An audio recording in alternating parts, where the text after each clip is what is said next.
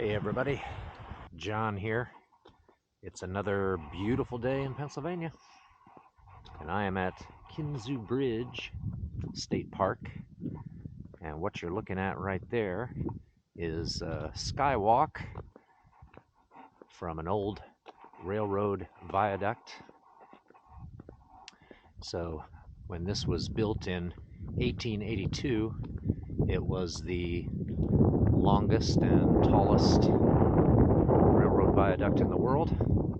Over 2,000 feet long, 300 feet high, originally built of iron, and then it was rebuilt from steel in 1900 or 1901, something like that, more than doubling its weight from over 3 million pounds to something like 6.7 million pounds. And it ran freight trains until 1959, when it was closed to freight traffic.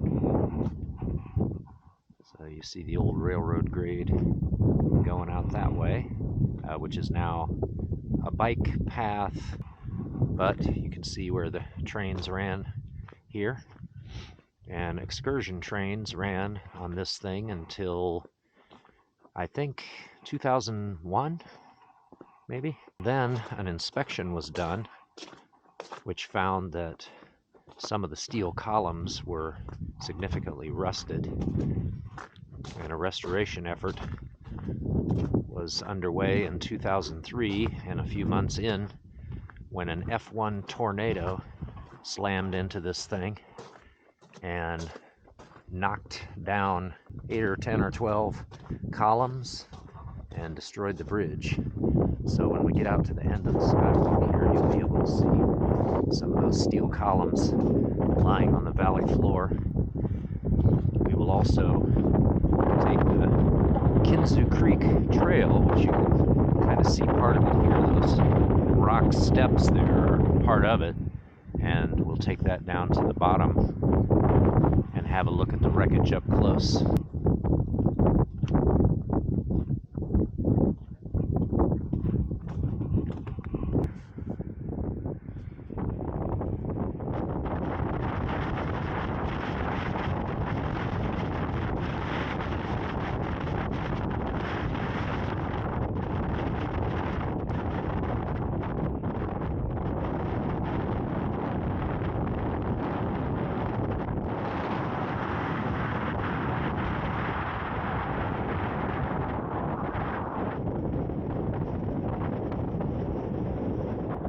One of the concerns about this bridge all along was the way the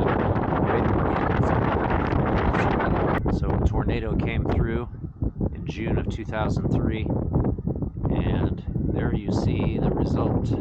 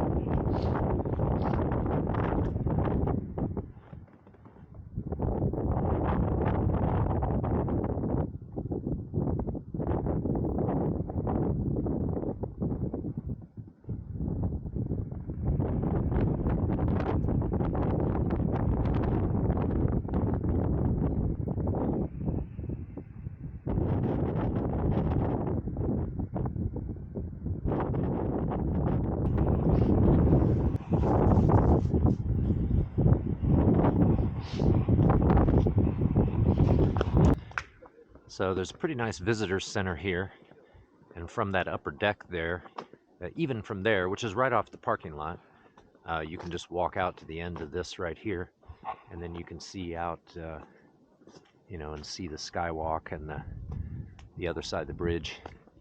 So you can see the canyon pretty well. You can't really see the steel columns on the canyon floor from there. But then inside are some exhibits and, give you a little bit of history. And down this way, we have the Kinzua Creek Trail.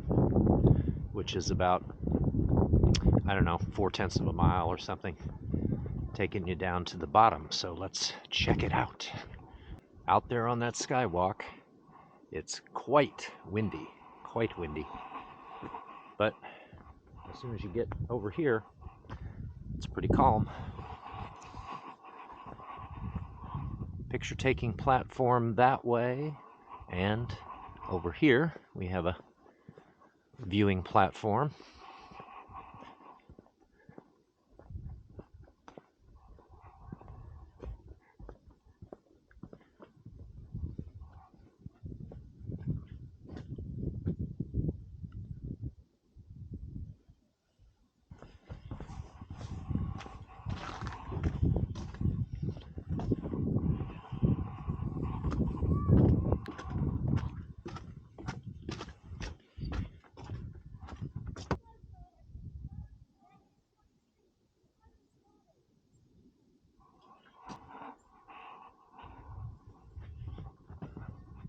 It's about 30 degrees right now, but with wind chills.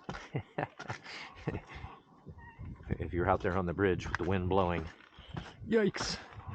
We'll see what it'll be like down in the valley if we've got wind or if it's pretty mild down there. So for the Kinzua Creek Trail, you can go right down here, go down this way, or you can go to the left here over to the picture taking platform and then follow the trail sort of around here to the right, and it'll come back and join, you know, the other branch of the trail just down here.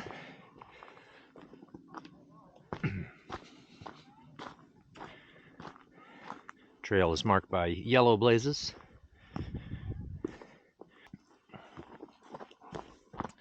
Yeah, so here's where the other branch of the trail comes down and joins with the path we're taking.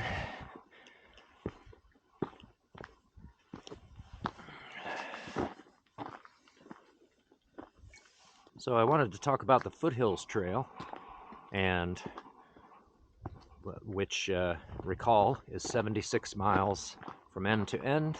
We were doing it eastbound from Oconee State Park to Table Rock State Park. So we started at Oconee, and unfortunately, I only made it 2 days and 24 miles before I made the call. I don't like to call it quitting, I like to call it making the call, because to me, quitting sounds like something that you do out of frustration or discouragement or something like that. And referring to it as making the call, that reflects the fact that sometimes it's a decision. It's a well-considered decision, taking into account, you know, various considerations, including your health and safety, right? And that was part of the reason that when Half Mile and I discussed it, I decided that maybe it would be unwise to continue. I found it more confusing than disappointing at the time. You know, I mean, I was disappointed, but mainly I was just confused as to why the trail seemed to be kicking my butt so hard, you know, after only 24 miles. I mean, you know, I can do 12 miles a day, and the trail was not, at least the western third of it, that's probably the mildest part of the trail, judging from the elevation profile. So it wasn't even that the trail itself was really demanding and wore me out. It was other things. But I didn't have a good sense of what those things were at the time. But reflecting on it since then, I've determined that there were 6 or 7 things which would be minor in and of themselves and which wouldn't have done me in by themselves, but all constellating together, you know, piling up, brought me down. So one was You know, the first night was very cold. I had said on the video that, you know, the forecast called for a low of around 27 that night. But I heard from others who were on the trail that it got down below 20 that night, possibly down around 15.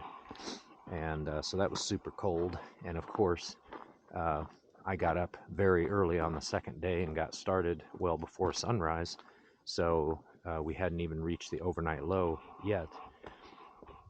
So the very cold temperatures that first night, that takes a lot out of you, you know. So there was that. There was the issue that I had with my water that morning, and you know, my water was freezing by the time I got to Burles Ford, where, you know, fresh ground was set up, and that meant, and you know, I couldn't get the top of my flask open, so I couldn't refill. So I didn't have anything to drink for about an hour there. So that was a problem. That morning, before I got to Burles Ford, I was so looking forward to breakfast from fresh ground that I didn't eat nearly enough. So that was another factor. Pack weight was a factor because I had 10 pounds of food. And of course, along the way, my pack would have lightened as I ate the food.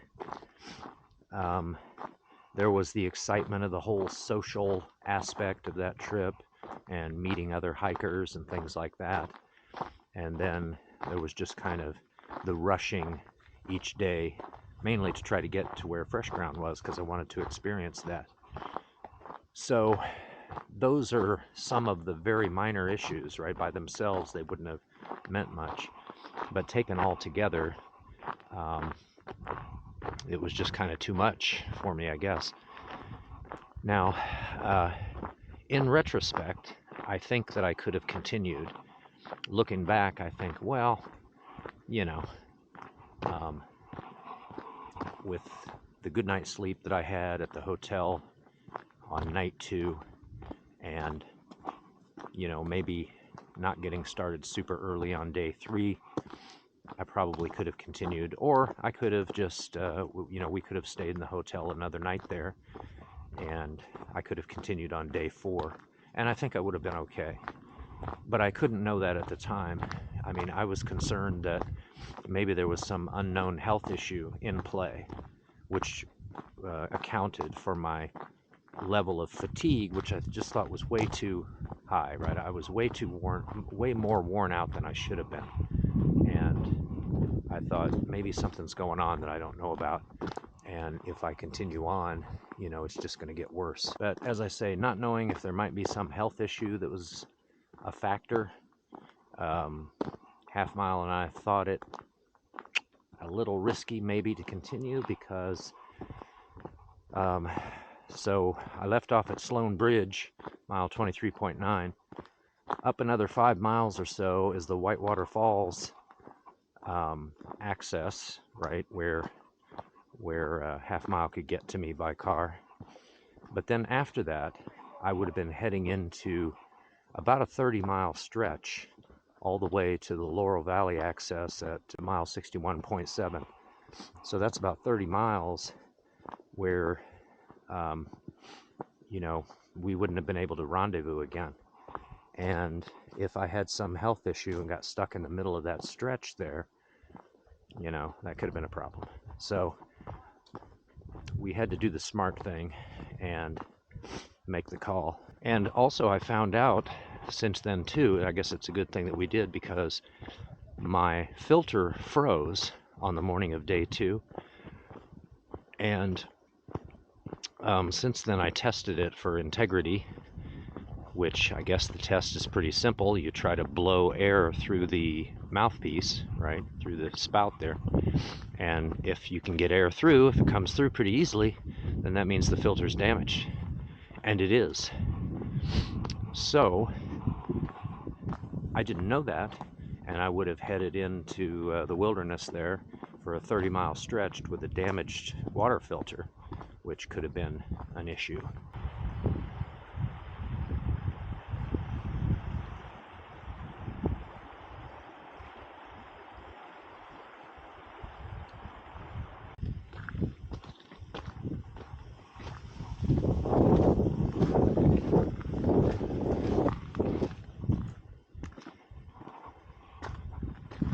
And here we see the wreckage up close. There are signs out here that say no trespassing, meaning basically don't go past where the signs are. But there is a trail allowing you to get a pretty close look at some of this stuff.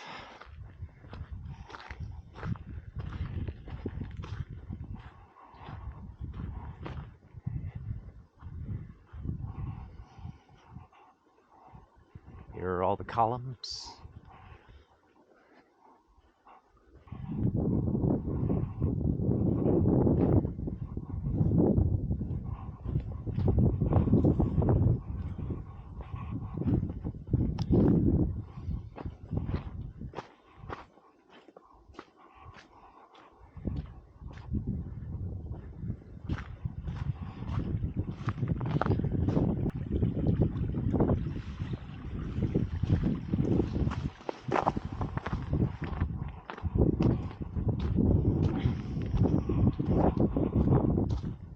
So, will I go back to the Foothills Trail? Well, I would like to. So, it's actually on my to-do list. I don't know if that would happen in the summer or if Ramdino has another end of days hike, which it sounded like they kind of wanted to make that an annual thing. So perhaps I would go back for that. But I think that I would just pick up where I left off and then continue eastbound and try to finish. I don't know that I would try to tackle the whole thing on a return trip. And as for Half Mile, I think she would like to hike that trail sometime. Certainly wasn't ready this last time. Would she be ready by the same time next year? Don't know. But she has said that regardless, if I go back there, she would like to go along. And even if she doesn't hike, she could be a support person for me, which would be great. So, basically it's on my to-do list. Will it get done? Well, you know how that is, right? Well, I don't know about your to-do list, but mine, some of the stuff gets done, some of it doesn't.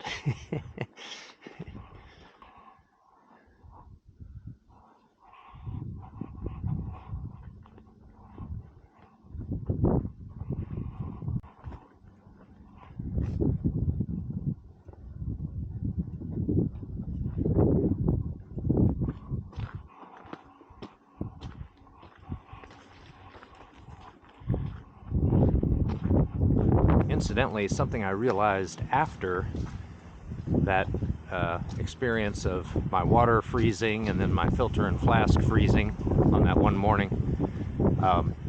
Of course, I kept those in bed with me while I was sleeping to prevent them from freezing. But then out on the trail that morning, several hours, very cold temps, and, you know, they froze. But it occurred to me later that I had had a hot hands with me in bed that night, and you know, I still had it, and it generates heat for quite a few hours. It's you know, it's a chemical reaction that takes place that is fed by oxygen. So that's why, as long as the thing is sealed, it doesn't heat up. But when you take it out of the package and the oxygen gets to it, it starts a chemical reaction that generates heat. And that will continue as long as there's oxygen to feed it, and the chemicals that are reacting are still there, right? So for so many hours that reaction will take place. So so you can actually reuse those. You can put them in a baggie or something that's airtight and seal it up. And once there's no more oxygen to feed that reaction, it won't generate the heat, right? And then when you expose it to the air again, it'll start heating up again. So it occurred to me that I had that hot hands that was still good. It would still generate heat, and I could have wrapped up my filter and flask in a cloth or something, right, a piece of clothing, put that in my backpack, and it would have kept it from freezing. So I didn't think of that until later. So next time I'm in such a situation, I will, I'm sure, remember to do that.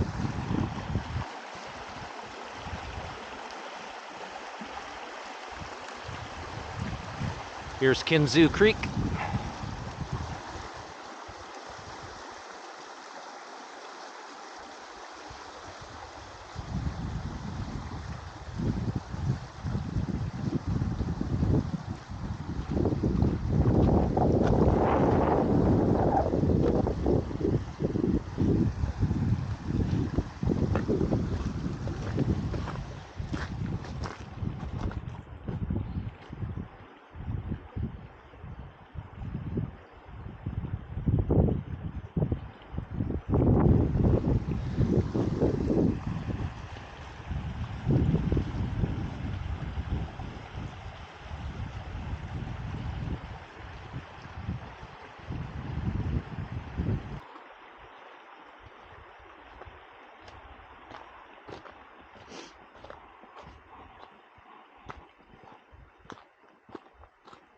Not windy down here at all, but up on that skywalk where they are, probably very windy and very cold.